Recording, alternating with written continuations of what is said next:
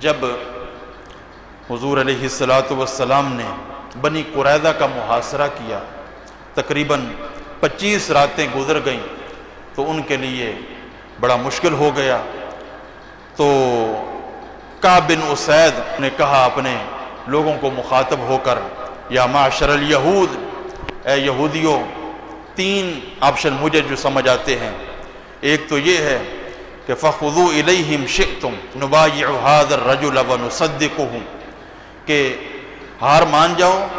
اور نُبَايِعُ هَذَا الرَّجُلَ وَنُصَدِّقُهُ، یہ جو نبی تبلیغ کر رہا ہے، آپ جانتے ہو کہ یہ اللہ کے نبی ہیں، ہمیں چاہیے کہ ہم بیعت کر لیں اور ہم ان کی تصدیق کریں۔ وَاللَّهِ لَقَدْ تَبَيَّنَ لَكُمْ أَنَّهُ نَبِيٌّ مُرْسَلٌ، اللہ کی قسم تمہیں بھی پتہ ہے کہ یہ نبی مرسل ہیں۔ اے یہودیو، تم جانتے ہو، بس ہٹ دھرمی ہے کہ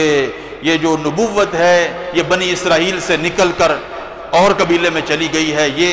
تمہیں رکاوٹ بنی ہوئی ہے تمہارے ایمان قبول کرنے میں، لیکن تمہیں پتہ ہے، تمہیں علم ہے کہ حضور اللہ کے سچے نبی ہیں، مان جاؤ۔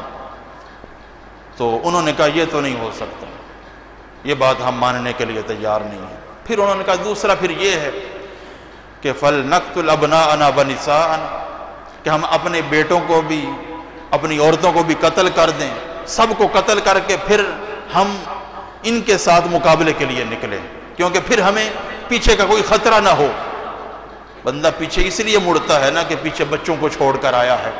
اپنی بیویوں کو چھوڑ کر آئے، تو انہوں نے کہا پہلے ہم اپنے گھر والوں کو ماریں، ان کو قتل کریں، پھر ان کا مقابلہ کریں۔ تو انہوں نے کہا اللہ نقتل هذه المساکین، کہ ہم ان کو قتل کر کے جائیں، یہ بھی ہم نہیں کریں گے۔ انہوں نے کہا پھر یہ ہے کہ جو ہفتہ آنے والا ہے اس ہفتے پر ہم مقابلہ کریں۔ تو اس پر بھی وہ ماننے کے لیے تیار نہیں ہوئے۔ تو انہوں نے کہا حضور علیہ السلام کی بارگاہ میں یہ پیغام بھیجا کہ آپ ہم ابو لبابہ کو ہمارے پاس بھیج دیں، ہم ان سے مشاورت کریں گے کہ ہم کیا کریں۔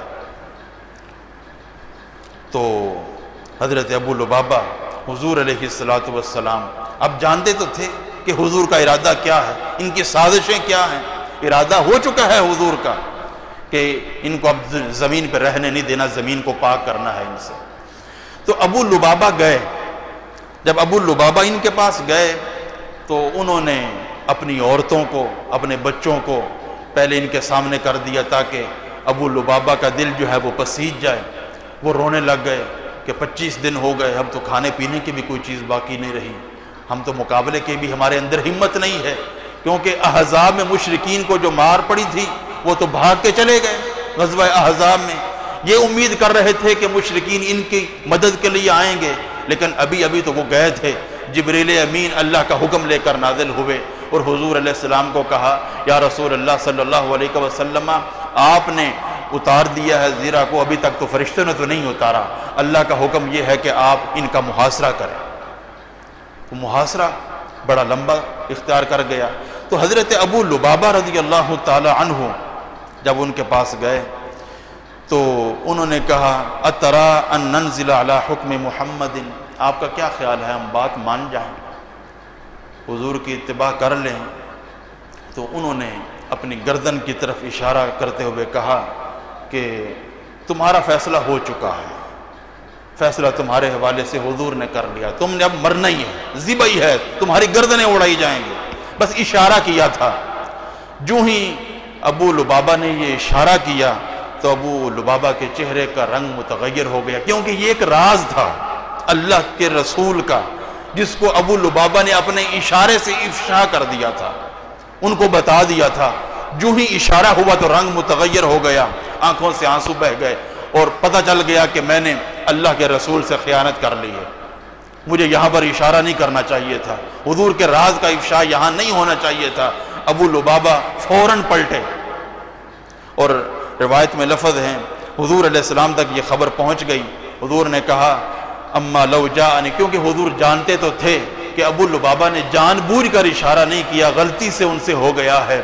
کہا اما لو جاءنی لاستغفرت اللہ، اگر ابو لبابہ میرے پاس آ جائے تو میں اللہ سے ابو لبابہ کی بخشش مانگنے کے لیے تیار ہوں۔ تو حضرت ابو لبابہ رضی اللہ تعالی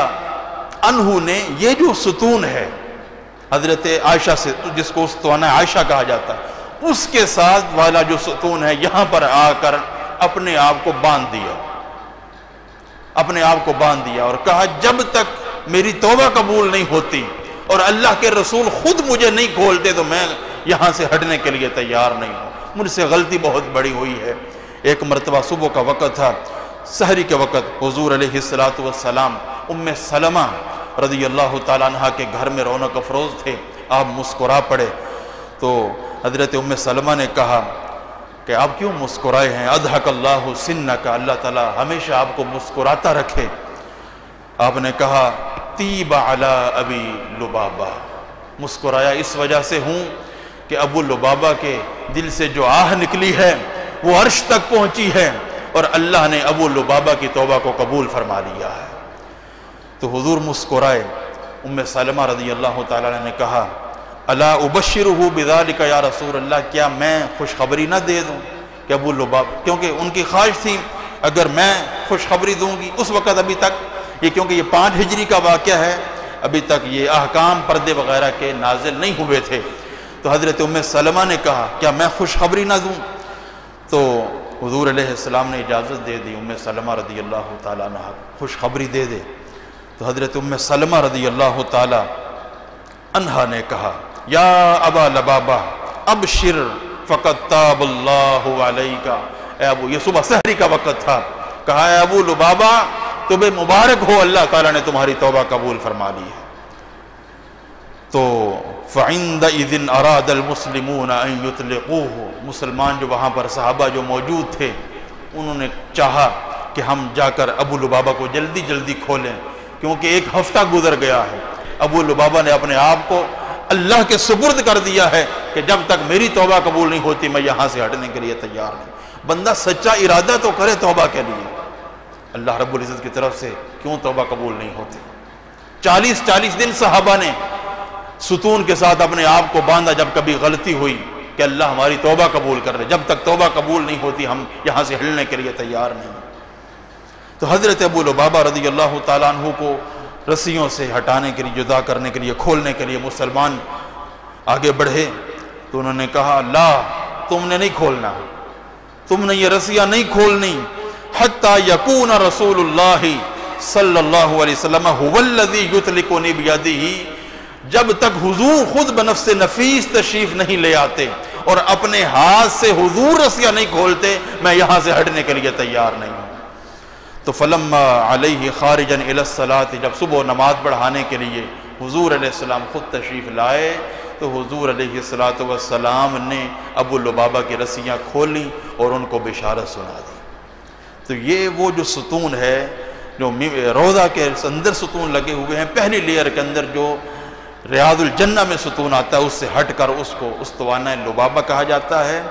اور اعتکاف کے موقع پر حضور علیہ سنن بہقی میں یہ روایت موجود ہے، حضور علیہ السلام کا جو بستر مبارک تھا یہ اسی استوانہ ابو لبابہ کی جگہ پر لگایا جاتا تھا، اور حضور علیہ السلام اس استوانہ ابو لبابہ کی جو قبلہ کی جانب ہے وہاں پر ٹیک لگا کر حضور علیہ السلام رمضان کے آخری عشرے میں اعتکاف کے موقع پر، اور یہ جو اس کے ساتھ والا ہے اس پر بھی ایک روایت آتی ہے، لیکن کبھی آپ کی چارپائی مبارک اور آپ کا بستر مبارک استوانہ ابو لبابہ پر لگایا جاتا، کبھی وہ اس کے ساتھ جو متصل ستون روضہ میں ہے اس کو استوانہ حرس اور محرس بھی کہا جاتا ہے وہاں پر لگا لیا جاتا۔